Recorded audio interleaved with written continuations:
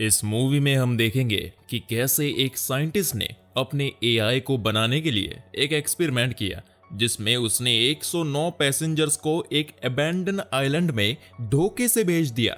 Movie की शुरुआत में हम एक ट्रेन देखते हैं जिसके अंदर काफी सारे पैसेंजर्स हैं। उसी ट्रेन में एक पुलिस ऑफिसर लॉरेन और उसका असिस्टेंट यू है जो कि जैंग नाम की एक लड़की पर नजर रखे हुए है जिस पर एक मर्डर का शक है। तभी ट्रेन कोस्टल के सामने से होकर गुजरती है और सभी पैसेंजर्स उसे देखने में बिजी हो जाते हैं। तभी हु नाम का एक चोर लोगों की चीजें चोरी करने लगता है, लेकिन उसे लॉरेन पकड़ लेता है। जैंग देखती है कि उसका बैग और डॉक्यूमेंट्स नहीं मिलते जिसके बारे में वो पूछती है, लेकिन हु कहता है कि उसने उसका बैग नहीं लिया। तभी ट्रेन शेक करने लगती है और ड्राइवर के कंट्रोल से बाहर चली जाती है। ट्रेन की पटरी चेंज हो जाती है और ट्रेन एक टनल के अंदर एंटर होती है। ये सब कुछ एक ड्रोन बाहर से देख रहा था। कुछ देर बाद ट्रेन रुक जाती है और सभी पैसेंजर्स देखते हैं कि वो किसी अनजान स्टेशन पर पहुंच गए हैं। एक एक करके सभी बाहर निकलते हैं और देखते हैं कि वो सभी किसी अबैंडन सिटी में पहुंच चुके हैं। ऑफिसर उस चोर को वही लॉक कर देता है और सभी लोग कंफ्यूज हो जाते हैं कि वो कहाँ है। इसके बाद सभी लोग एक सुपरमार्केट में जाते हैं जहां उन्हें एक रसीद दिखती है जिसकी डेट 20 साल पहले की थी।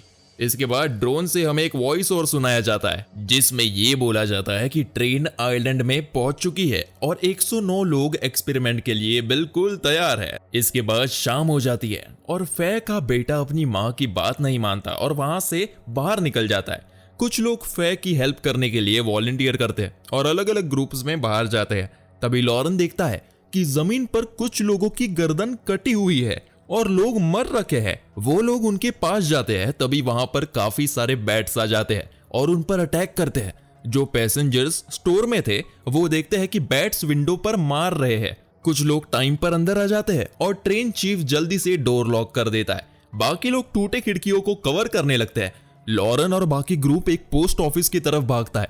स्टोर में जिन लोगों को बैट्स ने काटा था मर जाते हैं। दूसरी तरफ लॉरेन और बाकियों को रियलाइज होता है कि वो लोग पोस्ट ऑफिस में सेफ नहीं है, इसलिए वो भी खिड़कियां से कूदकर स्टोर की तरफ जाते हैं। तभी स्टोर के अंदर से एक औरत डोर ओपन करने को कहती है, लेकिन एक बिजनेसमैन मना करते हुए कहता है कि इससे दूसरों को भी खतरा है। लेकिन जब एक बूढ़ा आदमी भी इस बात पर जोर देता है, इसके बाद सभी लोग वेयर हाउस में छुप जाते हैं और दरवाजा खोल दिया जाता है। लॉरेन जब अंदर आता है तो देखता है कि जैंग स्टेशन की तरफ गई है, इसलिए वो खिड़की से कूदकर वहां जाता है।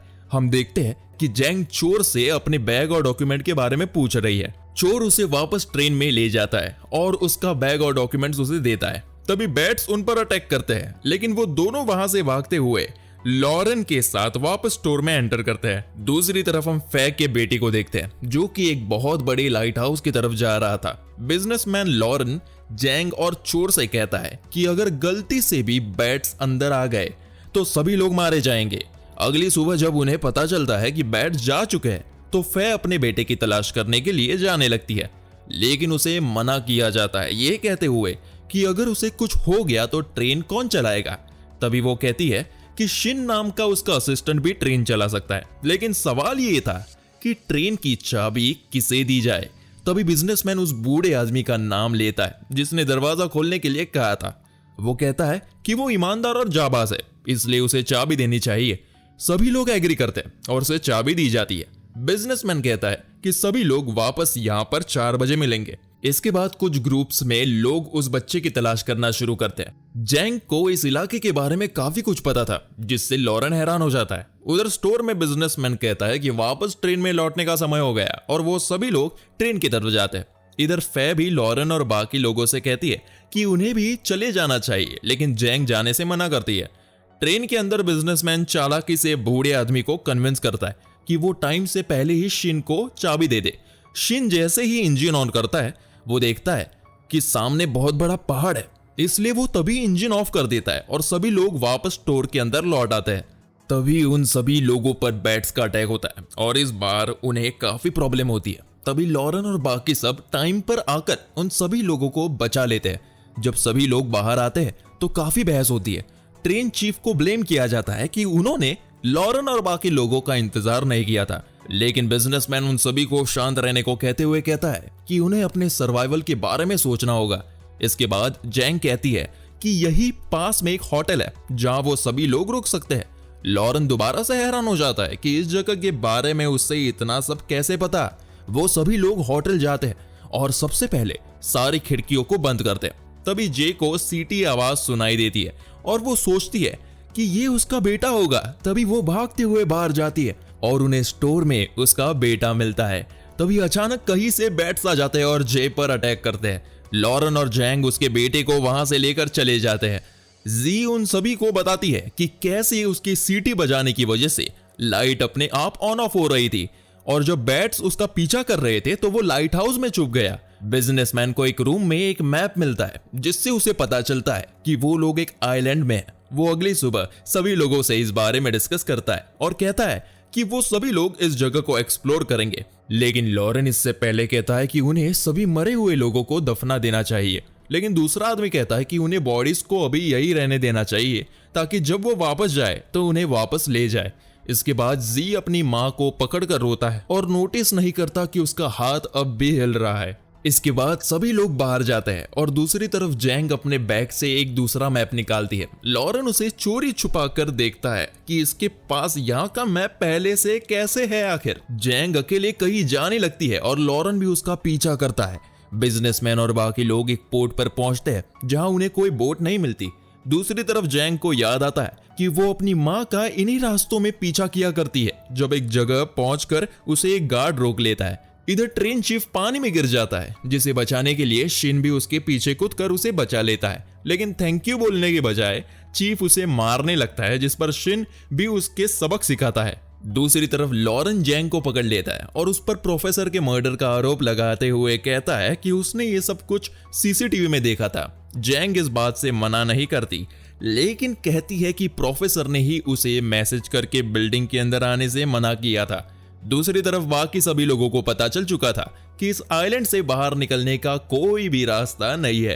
तभी वो देखते हैं कि उनके ग्रुप के कुछ लोग घायल जमीन पर पड़े हुए हैं। वो उन्हें लेकर वापस होटल आता है, लेकिन डॉक्टर बिना टूल्स के ऑपरेशन नहीं कर सकता। जैंग वापस आती है और जब उसे ये पता चलता है तो वो लॉरेन से कहती है कि पास ही में एक हॉस्पिटल है जहां उन्हें ये सब मिल सकता है। इसलिए वो दोनों सारे टूल्स लेकर आते हैं और ऑपरेशन सक्सेसफुल होता है। अगली सुबह लॉरेन जैंग से सिटी का मैप मांगता है और जब वो देने से मना करती है तो वो उसका बैग चेक करता है जिसमें उसे सिर्फ कुछ दवाइयों के खाली बॉक्स मिलते हैं। तभी जैंग बेहोश हो जाती है और जब डॉक्टर उसे चेक करता है तो उसे पता चलता है कि जैंग को कुछ अलग तरह की बीमारी है और अगर ये दवाइयां नहीं मिली तो वो बच नहीं पाएगी। ये सुनकर लॉरेन को काफी गिल्ट होता है। लॉरेन को जैंग के बैग में एक फोटो मिलता है और उसके पीछे एक नोट लिखा दिखता है जिसमें लिखा था कि अगर वो अपनी माँ से मिलना चाहती है तो इस ट्रेन में चढ़ जाए। अगले दिन बिजनेसमैन कहता है कि उन्हें दोबारा से इस आइलैंड की तलाशी करनी होगी और खाने के लिए उन्हें जो भी मिले उसे ढूंढना होगा। अब जैंग लॉरेन को बताती है कि उसे उसकी माँ की फोटो, ये नोट और ट्रेन का टिकट मिला था। उसे ये पता है कि उसकी माँ यहाँ काम करती थी, लेकिन क्या काम करती थी ये नहीं पता।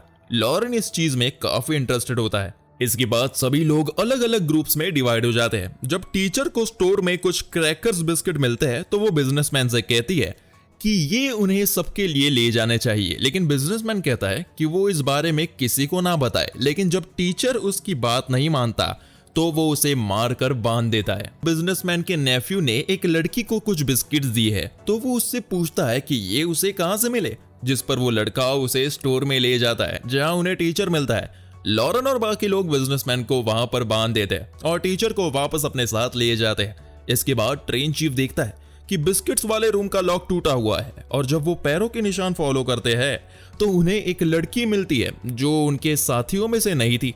इस लड़की का नाम नैना है, जो कहती है कि वो एक बोट से नीचे गिर गई थी और बहते हुए यहाँ आ गई। वो बताती है कि वो 70 दिन से यहाँ पर है और काफी भूखी भी है। वो एक रेडियो उन लोगों को दिखाती है जिससे सभी लोगों को पता चलता है कि ढेर सारे रेस्क्यूअर्स उन लोगों की ट्रेन की तलाश में है।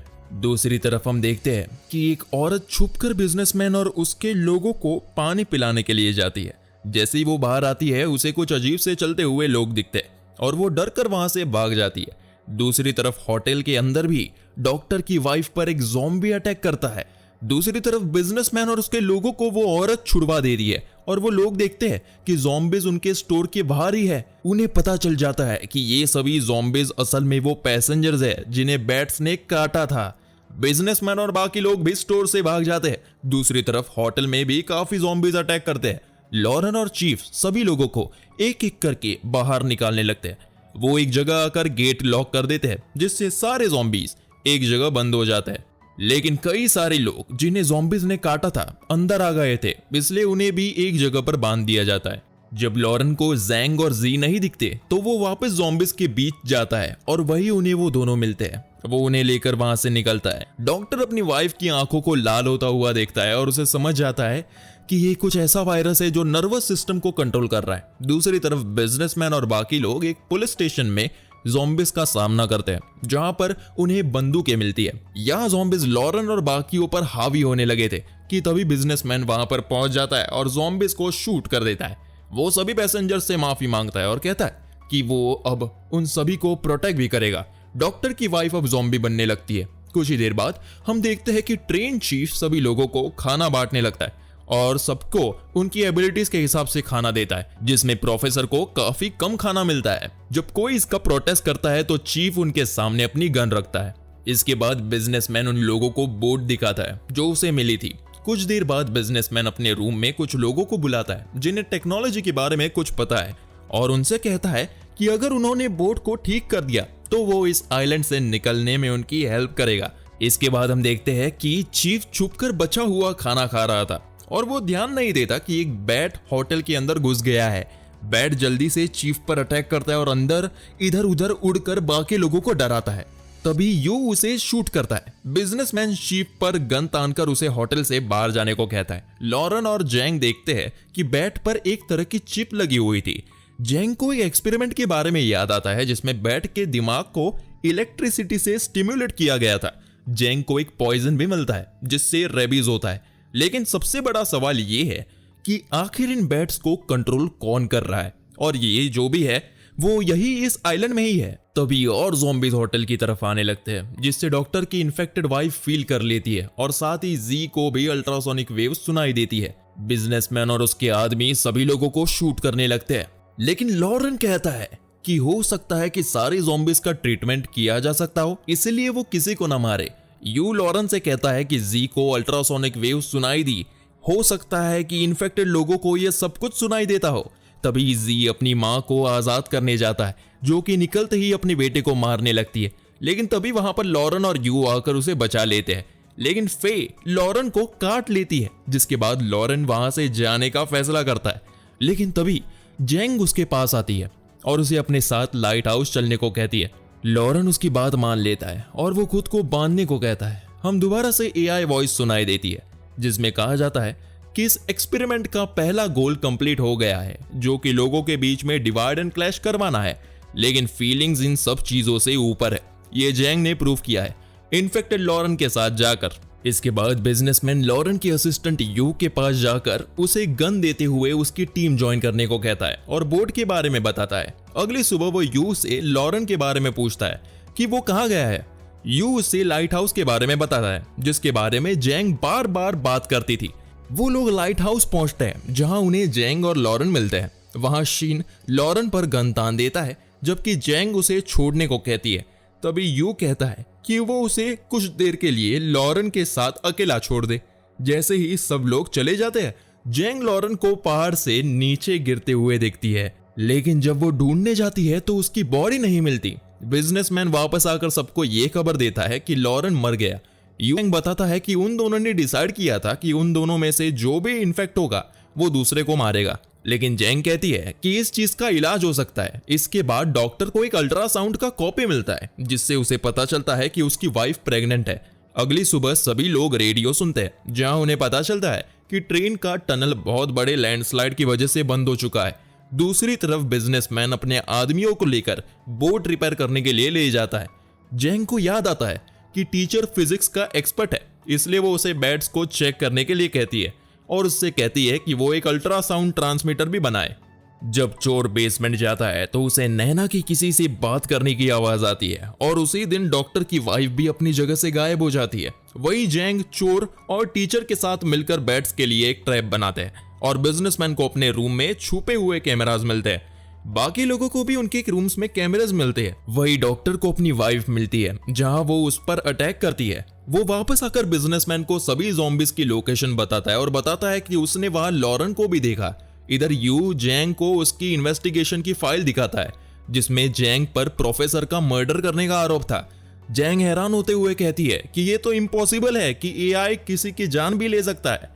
जैंग किसी तरह अननोन ऑब्जर्वर का पता लगा लेती है, लेकिन जनरल कनेक्शन ना होने की वजह से वो डिस्ट्रेस सिग्नल नहीं भेज सकती। अगली सुबह बिजनेसमैन और उसके साथी सभी ज़ॉम्बीज को मारने उनकी लोकेशन पर जा रहे थे। जब जैंग को पता चलता है कि वहां लॉरेन भी है तो वो भी उनके पीछे भागती है। दोस्तों, इसका सेकंड पार्ट भी जल्द आएगा, तो हमारे चैनल को सब्सक्राइब करके जरूर रखना।